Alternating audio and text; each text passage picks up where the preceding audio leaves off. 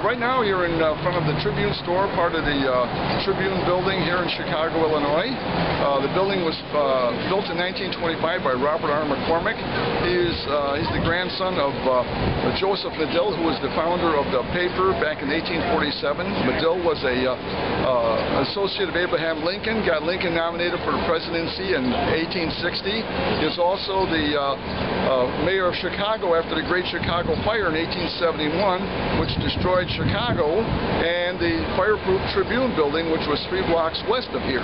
But he was up and running 3 days later. His grandson, Robert R., was a colonel in the Army in World War I. He was quite an astute businessman and a strategy type. When he built this building, he was kind of visionary, thought that Michigan Avenue was going to be the next center of commerce for Chicago, and he was right.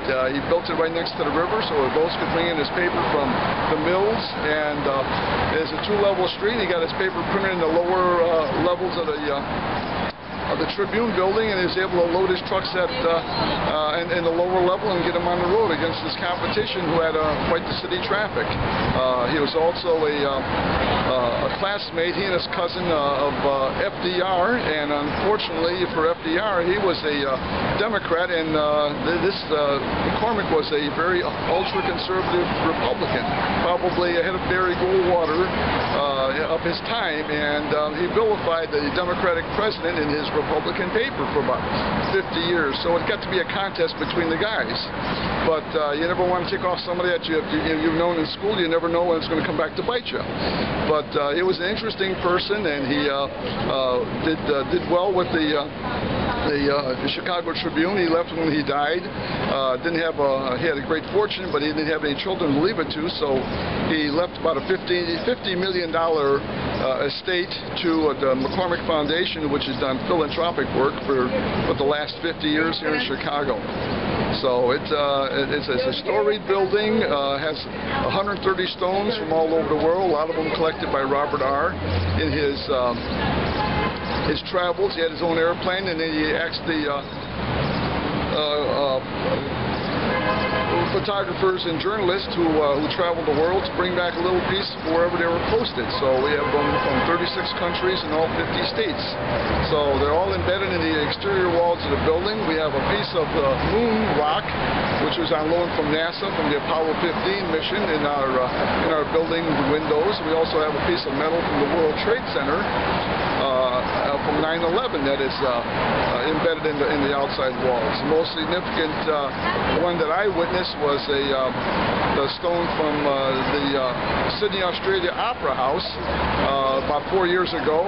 It was embedded in the walls on our west side, and the ambassador's wife came out and dedicated it, and unfortunately she must have brought a monsoon with her from Australia, because it rained the whole time and she looked like the Queen Mum with a beautiful outfit who got turned on with a fire hose.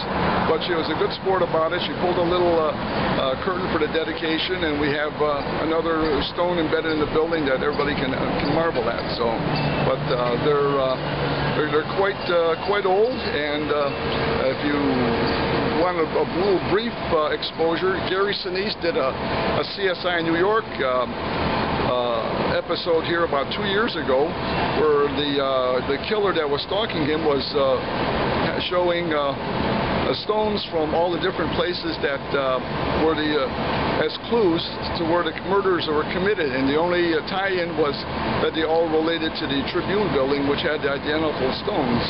So he brought a little notoriety to Chicago. For a Chicago guy, which Gary Sinise is, we were not second city to New York like we normally are, and it was quite a nice 2-part episode that showcased Chicago. Even the Wrigley building across the street was included in the presentation. So we're quite proud of our city. Michigan Avenue is a magnificent mile, loaded with high-end stores, and a good time for everybody. So hope everybody will come to Chicago and see our beautiful city and the wonderful people that call it home. My name is Bill Kucharzyk, and I'm the security officer here at Tribune. It's been my pleasure to tell you a little bit about my wonderful city.